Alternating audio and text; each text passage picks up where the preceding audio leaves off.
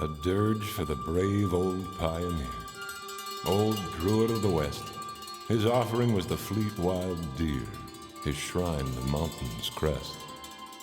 Within his wildwood temple's space, an empire's towers nod, where erst, along of all his grace, he knelt to nature's God. A dirge for the brave old pioneer, Columbus of the land, who guided freedom's proud career beyond the conquered strand, and gave her pilgrim sons a home no monarch's step profanes, free as the chainless winds that roam upon its boundless plains.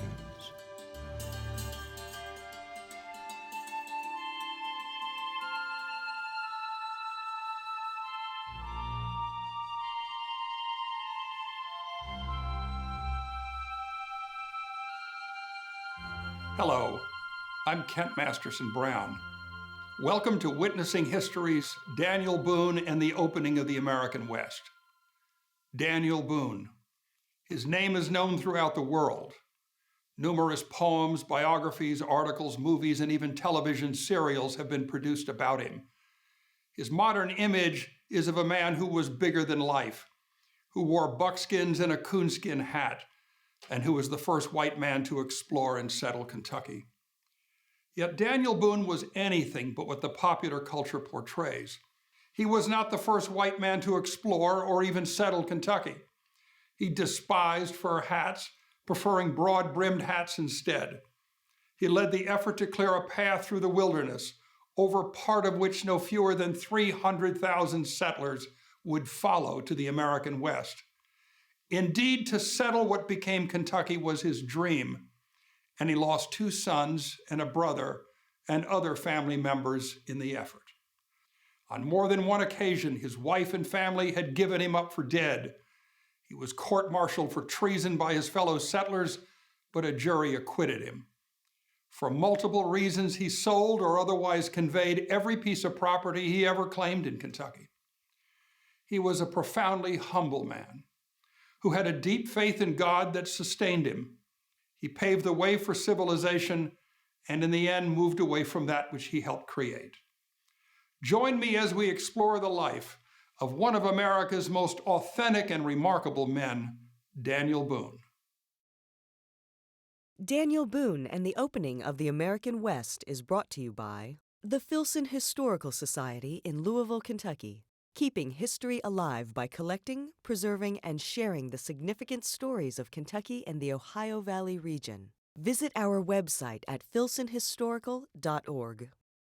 And by the Lexington Convention and Visitors Bureau, your first contact when visiting Daniel Boone's Lexington and the Bluegrass region of Kentucky. Visit us at visitlex.com. This program is also brought to you by the Kentucky Tourism, Arts, and Heritage Cabinet, Dupree Financial Group, Lexington, Kentucky, Richmond Tourism, Richmond, Kentucky, the Bluegrass Region Convention and Visitors Bureau, and the McConnell Center at the University of Louisville.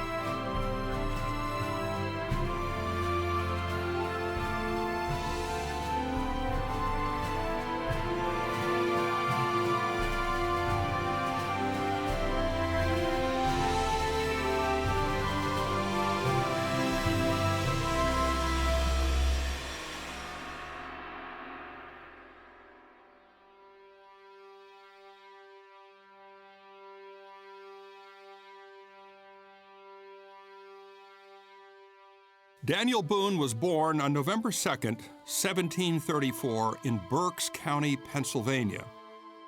Boone referred to his birth date using the old-style calendar, October 22nd, 1734. Boone's grandfather, George Boone III, and his wife, Mary Maugridge Boone, had sailed to America in 1717 from their home near Exeter, England. The Boones were Quakers, dissenters, and they sailed for Philadelphia, a city in a colony founded by William Penn that was dominated by dissenters, pacifists, pietists, and Quakers. The Boones settled near the town of Reading, erecting this stone house in 1733.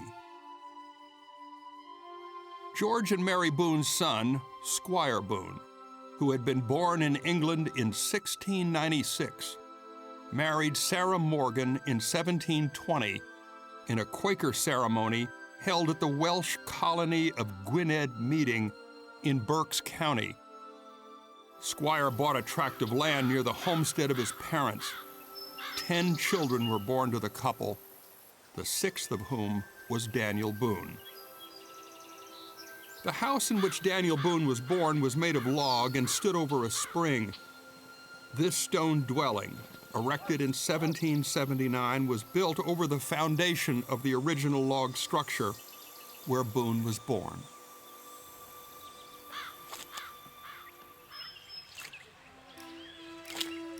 Daniel Boone's early life is mostly legend. He had virtually no schooling, and he lived for the most part in relative isolation. He minded the family cattle, hogs, and sheep, helped sow and harvest crops, and learned to hunt. Here at Exeter Meeting House in 1742, Daniel's sister Sarah, according to the Society of Friends, was treated with for marrying out. She married a non-Quaker. Then in 1747, Daniel's brother Israel was testified against for marrying out. Each time, Squire Boone was called before the Society of Friends meeting here to account for his children's behavior. But he, with ever-increasing intensity, defended both of them. As a result, the Boones were disowned by the Society of Friends.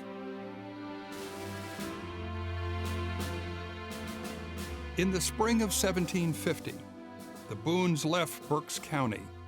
They followed the Shenandoah Valley of Virginia to Linville Creek in present-day Rockingham County, where they may have sojourned with, among others, their kinsman John Lincoln, none other than the great-grandfather of the future President Abraham Lincoln.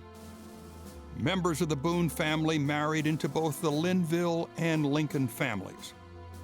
From Virginia, the Boones moved on to western North Carolina, building a cabin like this one in 1753 on the banks of the Yadkin River in what is now Davidson County.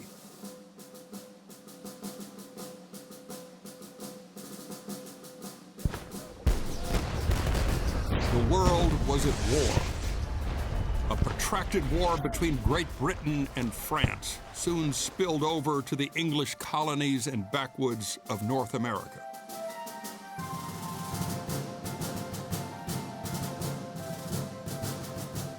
"21-year-old Daniel Boone, it seems, volunteered in the spring of 1755 to be a wagoner in a North Carolina militia unit. Boone's command joined the British force commanded by Major General Edward Braddock that embarked upon an expedition to take French Fort Duquesne that stood on the site of present-day Pittsburgh.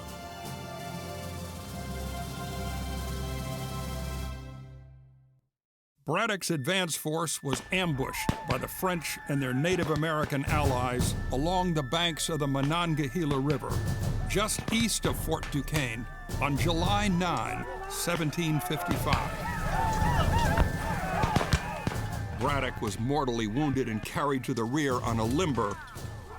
His advance force broke apart, the men fleeing for their lives. There was another wagoner on Braddock's expedition named John Finley, who only a year or so before had returned from trading with the Shawnee and who had accompanied them on a hunting trip into the interior of present-day Kentucky. Boone and Finley spoke often about what is now Kentucky. Boone came to know from Finley that the land beyond the Cumberland Mountains was extraordinary. Finley quickly learned that Boone was an accomplished woodsman who had a keen interest in going to Kentucky. But Boone returned to the Yadkin. He probably believed he would never lay his eyes on John Finley again.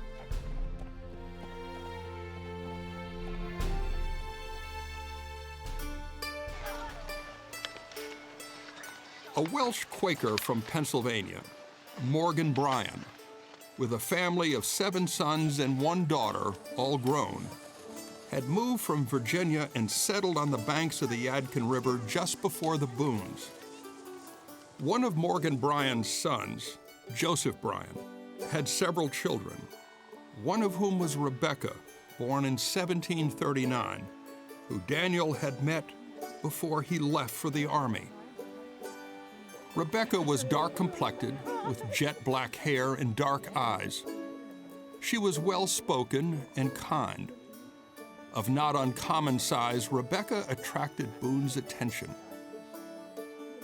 In 1756, when Daniel Boone was 22 years old and Rebecca 17, they were married along the forks of the Yadkin River. Their marriage was duly recorded in the family Bible.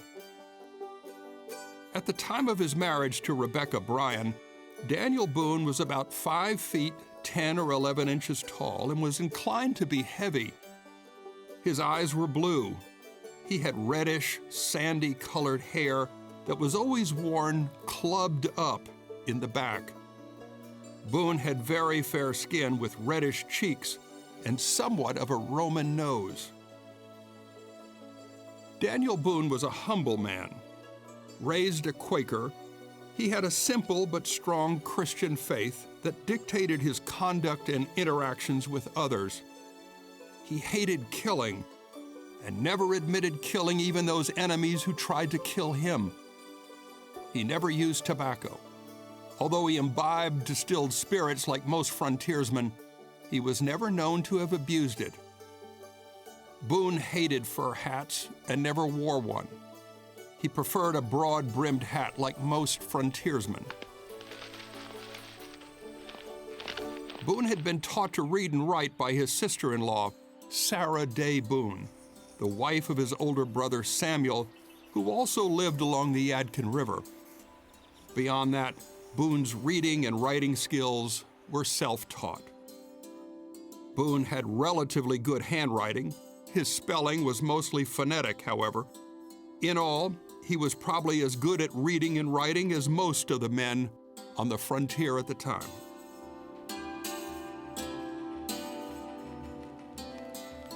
Daniel Boone was a hunter. He was no farmer. He and Rebecca were also trying to exist in perilous times. The Cherokee began raiding white settlements in 1759. There were civil upheavals in North Carolina, and money was scarce. The Boones probably struggled. To Boone, getting out of poverty was his overarching goal.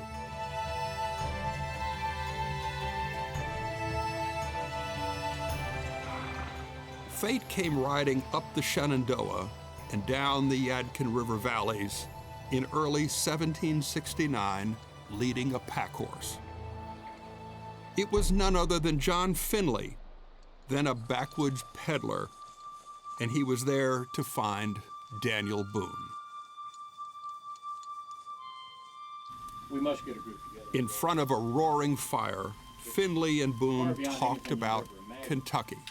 The buffalo, the bear. Finley wanted to go back to Kentucky, but he knew nothing of the trails beyond the Cumberland Gap. He had entered Kentucky before by way of the Ohio River. Finley had actually traversed part of an aboriginal pathway with an ominous name from the Miami dialect of the Algonquin tongue, Athi-Ami-Owi. the path of the armed ones, or the warrior's path. Once he and Boone located that path, they could get into the interior of the region. The warrior's path, remembered Finley, ultimately led to Shawnee towns along the Scioto River. The path itself, he recalled, coursed south through the valleys along the western edge of the Appalachian Plateau to the Kentucky River and then southeast to Cumberland Gap.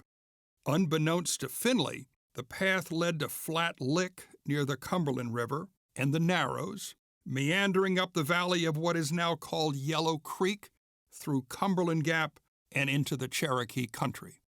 In the very midst of that country, Daniel Boone and his brother Squire and their brother-in-law John Stewart determined to visit the paradise of which Finley spoke.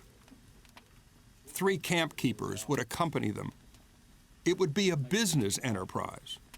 The money that could be gained from the skins and pelts Boone could obtain would help pay debts.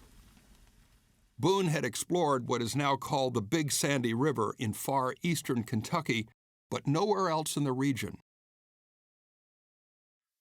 Daniel Boone would not be the first white man to explore Kentucky, or even the land beyond the Cumberland Gap.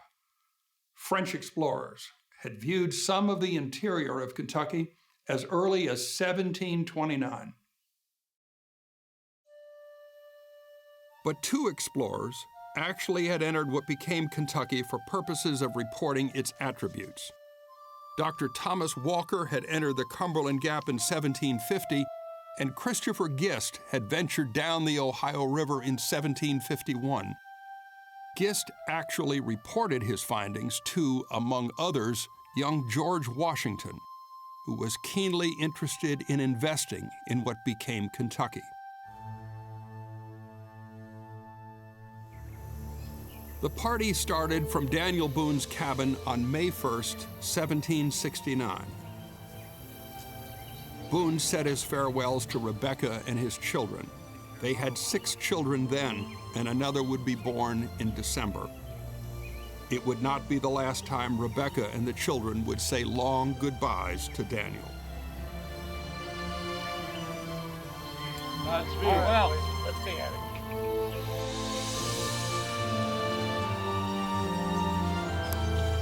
Boone and his party followed the warrior's path all the way through the Cumberland Gap. Past the gap, they found where the warrior's path abruptly turned north at Flat Lick and followed it to a site north of the Kentucky River. Boone and his companions found themselves near what would become known as the Red River on June 7th, 1769, where they climbed an eminence now known as Pilot Knob in present-day Powell County. From the top of an eminence, I saw with pleasure the beautiful level of Kentucky. Daniel Boone. The lands he observed, later geologists would name the Inner Bluegrass, some 2,400 square miles within 14 present-day central Kentucky counties. Its boundaries, according to geologists, are now determined by the outcrop of Middle Ordovician limestone deposited there over 400 million years ago. The Inner Bluegrass is surrounded by the Eden Shale Belt, a region of hills formed of shale. Beyond that is the Outer Bluegrass, containing a limestone bed much like that in the Inner Bluegrass, although the land is less level. The Inner Bluegrass has over 3,000 sinks and 1,600 square miles of sinkhole topography, plus an additional 75 square miles of karst topography with caves, sinking springs, sinking creeks, and subterranean streams, all formed due to the soluble nature of the limestone and the vast underground drainage of water. The most noted major fault in the limestone formed the Kentucky River, one of the oldest rivers in America, 100 million years old. and the master stream draining most of the inner Bluegrass. The largest tributaries of the Kentucky River in central Kentucky are the Dix River and Eagle and Elkhorn Creeks. Along the Kentucky River, these gigantic weathered palisades, more than 400 million years old, with odd, freestanding, chimney-shaped pedestal rocks interspersed among flat and rounded organ pipe or castle-like palisades, appeared to Daniel Boone in 1769 almost exactly as they appear today. The northernmost area of the region, present-day Bourbon and Harrison counties, is drained by the Licking River with its north and south forks.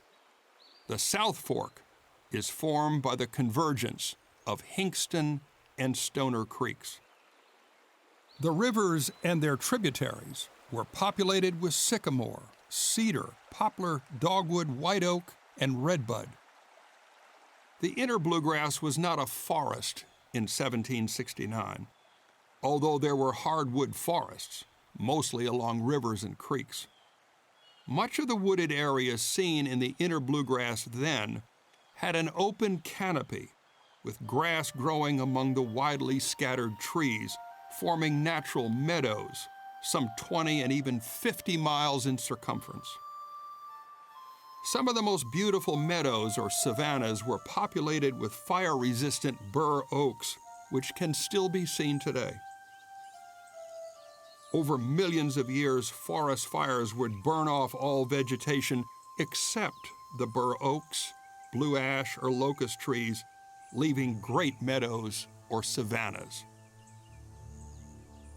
Growing in the great meadows and savannas was what observers then called English grass or meadow grass. Some referred to it even then as bluegrass. All around those open meadows were immense cane brakes. The cane that grew wild in present-day Kentucky was a reed-like plant that reached heights of 15 or 16 feet, but more generally 10 to 12 feet. Cane grew in great breaks, some breaks more than 8 miles long and 4 miles wide. So thick were the cane breaks that passing through them was extraordinarily difficult. One would literally vanish by entering them. The inner Bluegrass was, to Daniel Boone, a second paradise. Populating the region was wildlife beyond a hunter's dream. Buffalo, deer, elk, rabbits, gray squirrel, bear, raccoon, otter, beaver, along with wild turkey. There was a seemingly endless supply of meat to eat and fur and skins to clothe oneself in central Kentucky. We found everywhere an abundance of wild beasts of all sorts through this vast forest. The buffalo were more frequent than I had ever seen cattle in the settlements. They browsed the leaves of the cane or cropping the herbage on those extensive plains, fearless because ignorant of the violence of man. Sometimes we saw hundreds in a drove, and the numbers about the salt springs were amazing. Daniel Boone.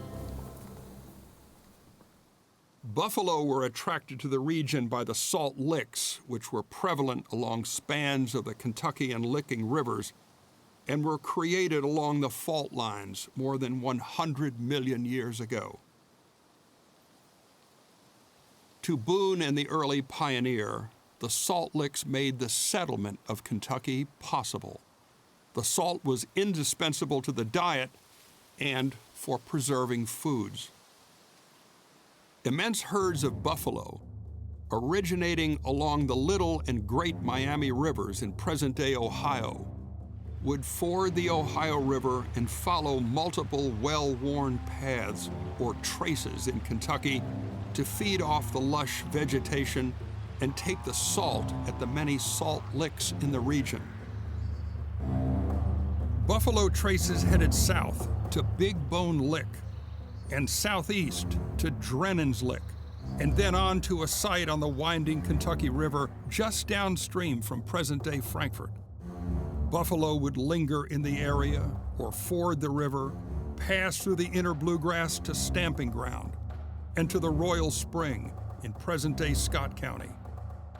Some would follow alternate paths through present-day Fayette County and then pass on to the lower Blue Licks, the site of salt licks on the Licking River, or follow a parallel path to the South Fork of the Licking River, or a path to the upper Blue Licks. The herds of buffalo would journey on from the Licking River to present-day Mays Lick, some crossing the Ohio River again near present-day Maysville at the mouth of Limestone Creek, others lingering for months, feeding on the rich vegetation.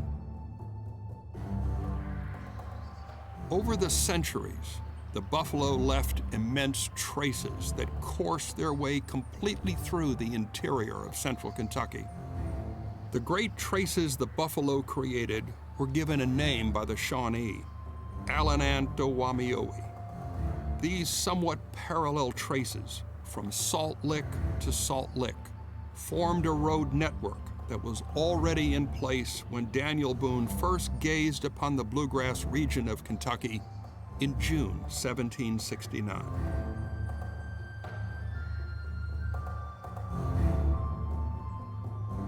Boone's party established a base camp, situated according to tradition, along a creek in what is now Estill County, still named Station Camp Creek.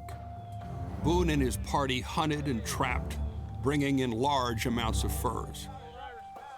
The hunters ranged farther and farther from Station Camp, exploring the interior of the inner Bluegrass along what is now the Elkhorn Creek.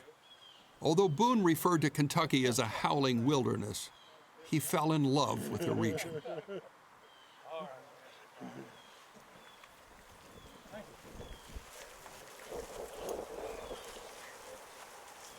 We had passed through a great forest on which stood myriads of trees, some gay with blossoms, others rich with fruits.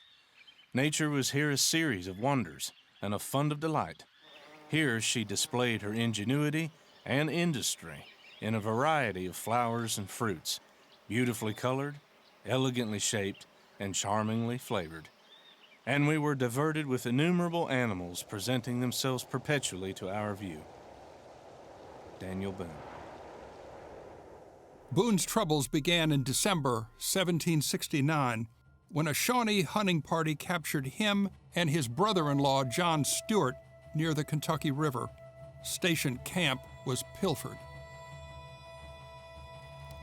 Told by the Shawnee not to return to Kentucky, or the wasps and yellow jackets would sting severely, Boone relived those words in a dream a few days later while he camped along the banks of a creek, now within the boundary of the present-day city of Richmond, Kentucky.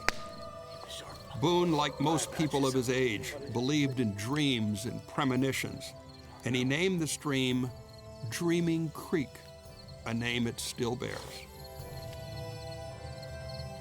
Sometime later, while hunting near the abandoned Shawnee village of Escapakathiki in present-day eastern Clark County, Boone and his party stopped for the night along a stream. Boone loved to read two books, the Bible and Gulliver's Travels. As the hunting party was listening to Boone read aloud Jonathan Swift's account of the land of the giants at Brobdingnag and its capital called Lorbegrud, one of the party returned. Hey, Daniel! I just killed some Brobdingnag down Lorbegrud! Using his best pronunciation, Boone named the stream Lorbegrud Creek, a name that persists to this day. Like many hunters, Boone carved his initials on numerous trees. Many carvings remained for years afterward. By May 1770, all of the hunters except Boone had returned to North Carolina, or in the case of Boone's brother-in-law John Stewart, had vanished. What were believed to be Stewart's remains and his powder horn were found in a hollow tree 5 years later. Stuart was a victim of the wilderness, mortally wounded by Native American hunters or an attack by some animal. We will never know. Squire Boone was the last of the party to leave Daniel. He returned to the settlements with all the pack horses loaded with pelts, promising to come back with more supplies. Daniel Boone was alone. I confess I never before was under greater necessity of exercising philosophy and fortitude. A few days I passed uncomfortably. The idea of a beloved wife and family, and their anxiety upon the account of my absence and exposed situation, made sensible impressions on my heart.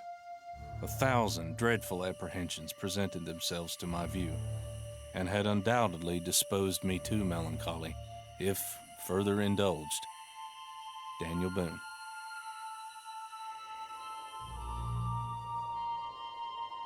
Boone ranged far and wide, all by himself.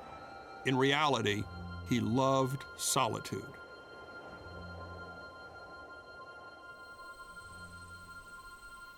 To keep himself concealed as much as possible from far-ranging Shawnee hunting parties, Boone, it is said, used caves in which to camp.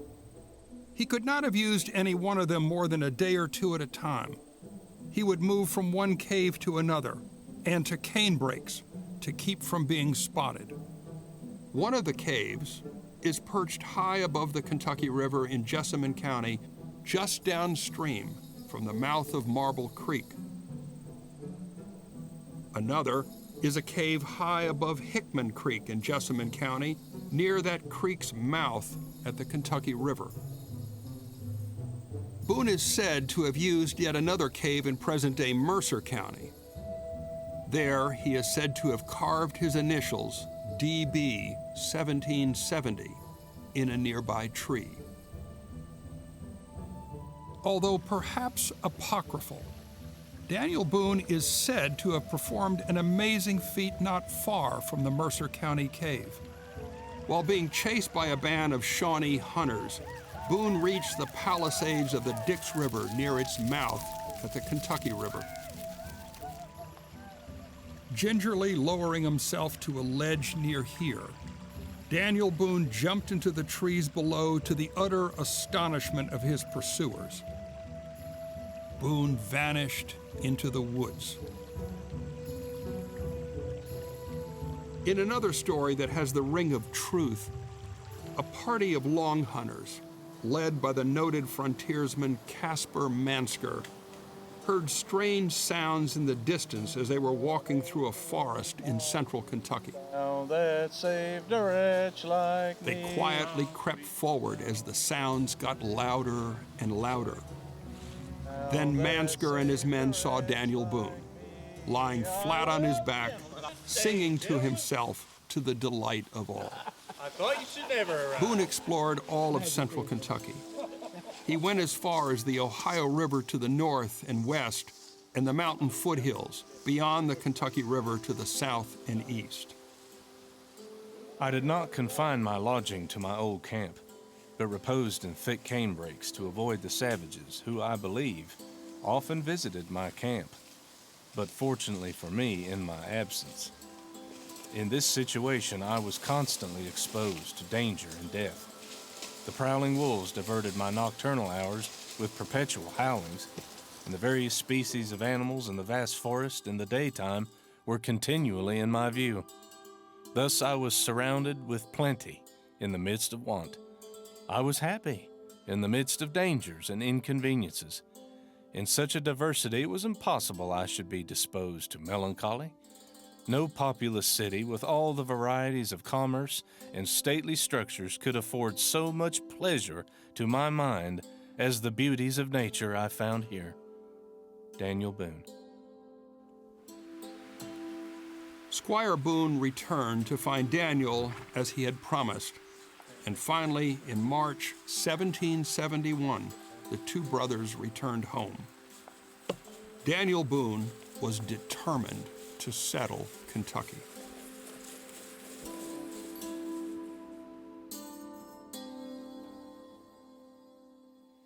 In 1773, Daniel Boone agreed with Captain William Russell of Castlewood, Russell's settlement along the Clinch River in southwest Virginia, to establish a settlement in the Kentucky country, then part of Virginia. At the time, there were no white settlements in that country, although some Virginians had claimed land there. Boone's caravan started at Castlewood on September 25, 1773. There were more than 50 people. They included the Boone and Russell families, as well as the family of Squire Boone, along with 9 other families. The families of 2 of Rebecca's Bryan kinsmen were also in the caravan. We had passed over 2 mountains, Powell's and Wallens, and were approaching the Cumberland Mountain. These mountains are in the wilderness as we pass from the old settlements in Virginia to Kentucky. They are arranged in a southwest and northeast direction, are of great length and breadth, and not far distant from one another. Over these nature has formed passes. They are less difficult than might be expected from a view of such huge piles of rock. The aspect of these cliffs is so wild and horrid that it is impossible to behold them without terror. Daniel Boone. As Boone's leading party was about 35 miles from Cumberland Gap, his oldest son, 16-year-old James Boone, was with a party following the main column with flour and cattle. James Boone's party camped the night of October 9 on Wallens Creek near present-day Stickleyville, Virginia, about 3 miles behind Daniel Boone's main party. As darkness fell, the party heard the howls of wolves, the most startling sounds in all of nature. Just before dawn, October 10, a party of Shawnee crept up close to James Boone's camp and opened fire. James Boone and young Henry Russell were shot through the hips and paralyzed. Most of the others were killed. One African-American slave escaped, concealing himself nearby. The Shawnee braves unsheathed their knives and then set upon torturing the 2 boys. The cries and screams of the boys echoed through the valley beneath Wallens Ridge. The leader of the Shawnee band was Big Jim, a warrior who had actually visited the Boone cabin in the past. In spite of appeals to be put out of their misery and killed, the boys were slashed to ribbons. Their fingernails and toenails were torn out, and their hands were cut to pieces as they tried to ward off the knives. Finally, Big Jim killed James Boone and Henry Russell with ferocious blows from his tomahawk. Learning of the tragedy, Daniel Boone rode back to the scene. He buried his son, covering the grave with rocks and ash from a campfire built over the grave to keep the wild animals away. Boone had lost his firstborn son trying to settle Kentucky. His sorrow was greater than anyone could ever imagine. It would not be the last of such sorrows for him.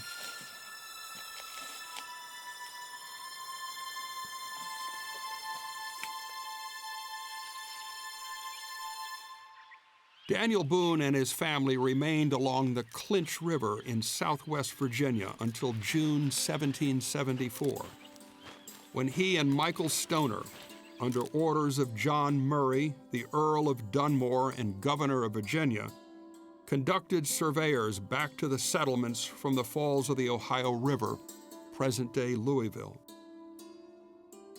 Boone returned after 62 days when Governor Dunmore commissioned him a captain and placed him in command of 3 garrisons during the campaign of the Virginians against the Shawnee known as Lord Dunmore's War. Probably the earliest of all documents prepared by Daniel Boone, are these discharges from military service in the Fincastle County Militia of a James McChriston, dated November 25, 1774, and William Loge, dated November 27, 1774, signed by Boone as captain.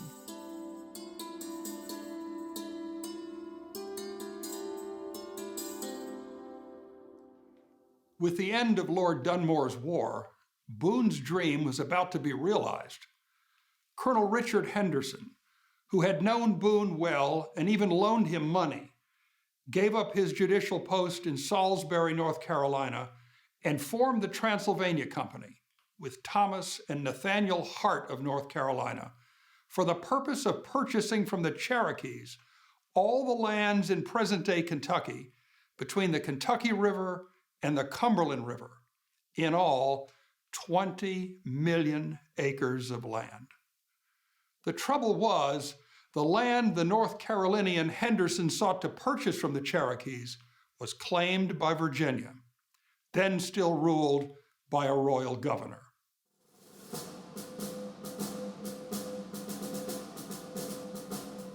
Pennsylvanian James Harrod and his company had already established settlements at Harrodsburg and Boiling Spring in present-day Mercer County, inside the region the Transylvania Company actually sought to purchase. Nearby, Virginian James McAfee and his brothers had surveyed land near the site of Harrodsburg the year before. Indeed, just behind Boone and the Transylvania Company would be another party of Virginians that included Benjamin Logan, who would establish a settlement first named St. Asaph's, near present-day Stanford, Kentucky, on what would become a western stem of the Wilderness Road that extended to Harrodsburg. Nevertheless, Henderson went about planning his own colony in the wilderness of Kentucky. Large tracts would be set aside for the proprietors and the rest sold to settlers, as this rare list of purchases of tracts from Henderson reveals. The Cherokee were finally invited by Henderson to treaty negotiations along the Watauga River at Sycamore Shoals near present-day Elizabethton, Tennessee, in March 1775. Among the Cherokee's best negotiators, Attakullakulla, Little Carpenter, and Seungsin, Dragging Canoe, attended. As an agreement was reached in principle, Dragging Canoe remarked, "Brother, we have given you a fine land, but I believe that you will have much trouble in settling it. There was a dark cloud over that country." He warned Henderson's men of the native tribes north of the Ohio River, the Shawnee and their allies. The Cherokee knew the Shawnee well. The Shawnee were bad people, and when they came to war, they would kill white people as well as red. Dragging Canoe. Never had a Native American spoken more truth than Dragging Canoe. The treaty was actually signed on March 17, 1775, and the Cherokee transferred to the Transylvania Company all of the land south of the Kentucky River for 2,000 pounds worth of food, clothing, blankets, tools, whiskey, rum, and trinkets. The Transylvania Company employed Daniel Boone to cut a road to a site in the new Promised Land where a settlement could be started. Boone and 30 axemen began their effort to cut what would become known as the Wilderness Road on March 10, 1775, 7 days before the treaty was signed. Following what would become a very familiar and well-worn path to Boone, his party crossed the Clinch Mountain using Moccasin Gap and Powell's Mountain using Kane's Gap. They crossed Wallen's Ridge and stayed briefly at Martin Station. Boone and his men entered the Cumberland Gap 8 miles distant by way of the Warrior's Path. The Warrior's Path was cleared and marked for nearly 50 difficult miles. At the Hazel Patch in present-day Laurel County, Boone and his axemen turned northwest, following a hunter's path to what would be named the Rockcastle River. They cleared a trail until they reached present-day Madison County.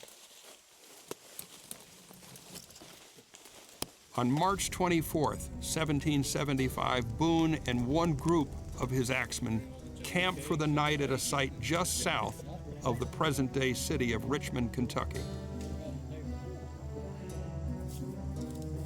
Suddenly, a band of Shawnee attacked, but were beaten back.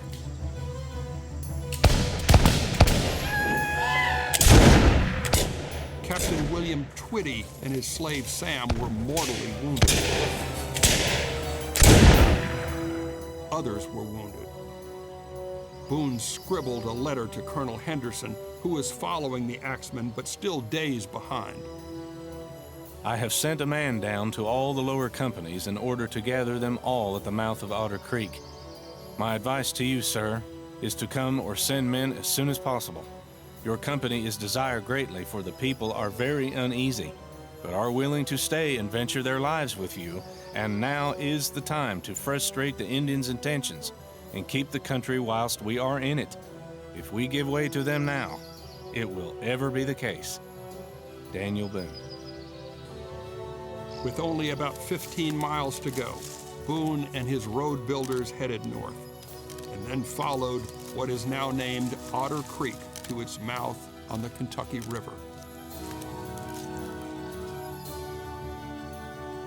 Afterwards, we proceeded on to the Kentucky River without opposition, and on the first day of April, 1775, began to erect the fort of Boonesboro at a salt lick, about 60 yards from the river on the south side. Daniel Boone. Elements of the road Daniel Boone and his axemen cleared from Cumberland Gap to Boonesboro would forever after be known as the Wilderness Road. More than 300,000 settlers would follow much of that path to settle lands beyond the Cumberland Mountains. The path would be marked by the blood of those who first dared to traverse it in the face of attacks by Native American tribes. No single feat contributed more to the settlement of the American West up to that time than the opening of the Wilderness Road. And no single person contributed more to the opening of the Wilderness Road than Daniel Boone. As Daniel Boone was erecting the fort at Boonesboro, earth-shaking events were taking place. On April 19th, 1775, shots were fired on the village green at Lexington, Massachusetts, and again at Concord nearby. They were the opening shots of a revolt against British authority that would last for 8 years and engulf all of the American colonies and their frontiers. Of concern to Boone and those settling Kentucky in the war with Great Britain were the Native American tribes, particularly the Shawnee and their allies who lived north of the Ohio River.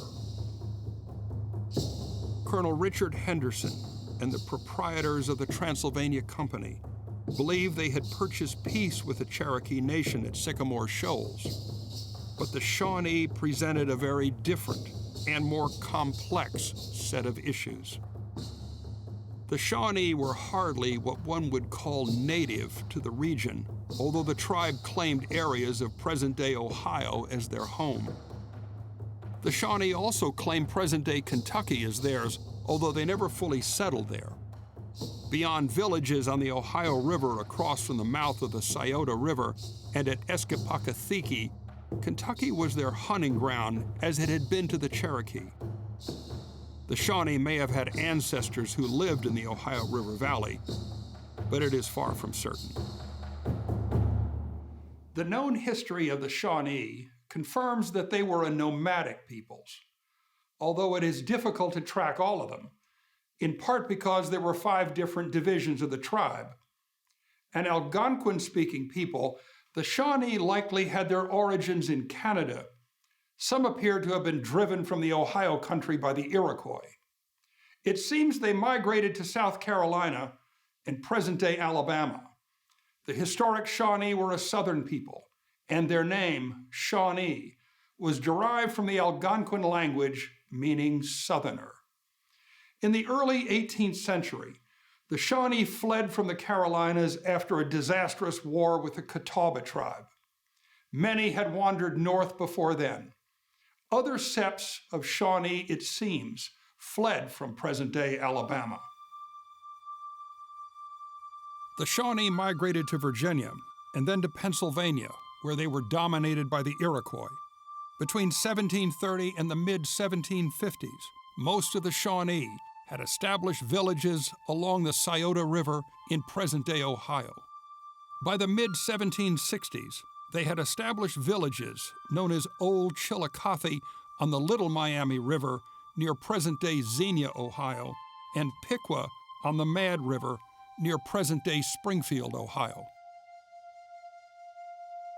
Through their historic existence, the Shawnee had been what one might call wandering mercenaries. They had been used by the white settlers and the Cherokees to fight the Westos and the Catawbas. They had been used by the French to fight the Chickasaws.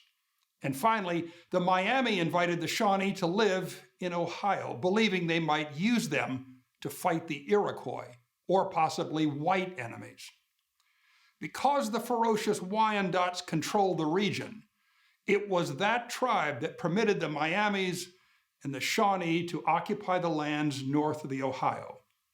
The Wyandots had a long history of war with the hated Iroquois. The historic Shawnee were a ferocious people who had a history of doing the bidding of others. No one understood the usefulness of the Shawnee and their allies more than the British. From headquarters at Fort Niagara, located in western New York at the mouth of the Niagara River at Lake Ontario, General Sir Frederick Haldimand, the governor of the province of Quebec, which included Ontario, solidified the old British alliance with the fierce Iroquois in New York. From headquarters in Detroit, Henry Hamilton, British Lieutenant Governor and Superintendent of Indian Affairs, lured the Shawnee, Delaware, Chippewa, Mingo, Miami, Ottawa, and Wyandot tribes into alliances with Britain.